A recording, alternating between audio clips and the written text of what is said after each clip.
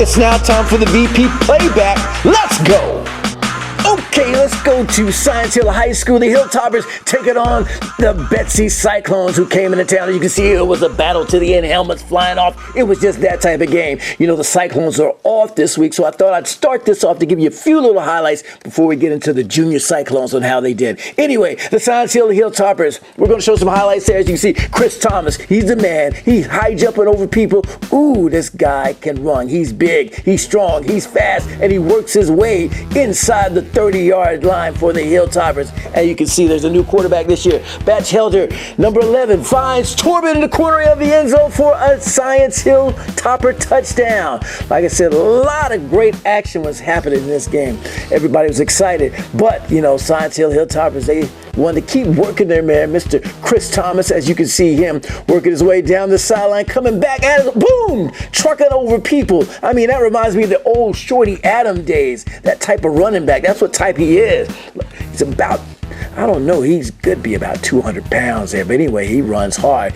And Hilltoppers, Cade kicking looks like a 40-yard field goal there. So Hilltoppers were able to put some points on the board, but I know you want to see what the Betsy Cyclones did, and they finally were able to shut down Mr. Chris Thomas and get things started for the Cyclones. And this was the guy right here, Cade Maupin, playing quarterback, wide receiver, defensive back, running back. He was Mr. I can do it all, as you can see him running his way from midfield for a touchdown.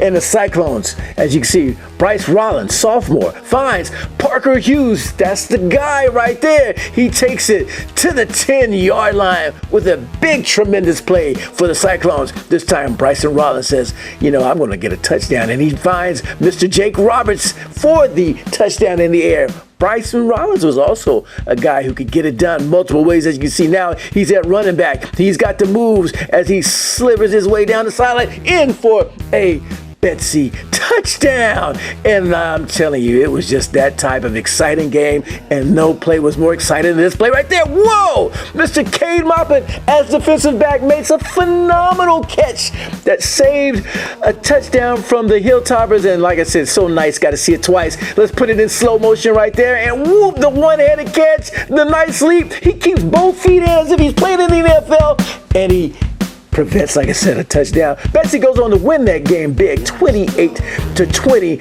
as we now flip our way over to the junior Cyclones, and we go to beautiful Kingsport, Tennessee, and the mountains, they look kind of like the pyramids there in the backdrop. But anyway, there's the big double-decker stadium at Dobbins-Bennett High School. Right when I set my camera up, Trey already scored points for the Redskins. Now they're going for two, and I got a feeling they're going to probably give it to Trey and try to well, no, they don't give it to Trey on that one. This time they do a little out pass, but Cyclones said, no, you didn't trick us on that. Anyway, the junior Cyclones, my man, they had it off too. That's double-digit ones. Mr. 11, that is Mullins, who took that in for a nice run. Of course, you got to call those double ones again and give it back to Mullins as he takes it in for the junior Cyclone. Touchdown the hard way. That's how you do it. We're going to keep it with the Cyclones here. And as you can see, there's Jariah there, number 7, and he almost takes it in for junior Cyclone's touchdown. Oh, by the way, the reason why we play that play, because even though Mullins got in earlier, they called that one back. But as you can see, Mullins got in for the second time, but that's actually our official touchdown. So we are tied at 6-6 early in the first quarter, and we're showing these extra points because they do matter. As you can see, we make it 7-6, and we take the lead. But you know what? Ross Robinson says, look, man, we've got Trey. Now, you didn't see his first touchdown, but I'm definitely going to show you the second one as he busts his way in for the Ross Robinson touchdown. And what? Are you not impressed? Cheerleaders? I mean, my goodness, this guy's doing it all. Anyway, this time they're going to give it to Trey. Trey says, look, I'm going to bump him. I'm going to cut through here. I'm going to cut over here, and I'm going to go in the opposite direction for 2 points. But unfortunately, you steal the flag. We got to back up. We're going to try this one more time.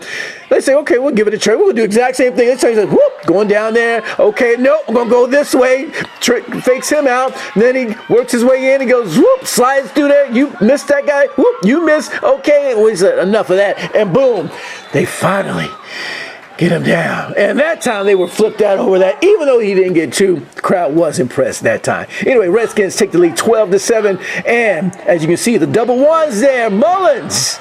He does it the hard way down the sidelines again. Boom. And he gets knocked out of bounds.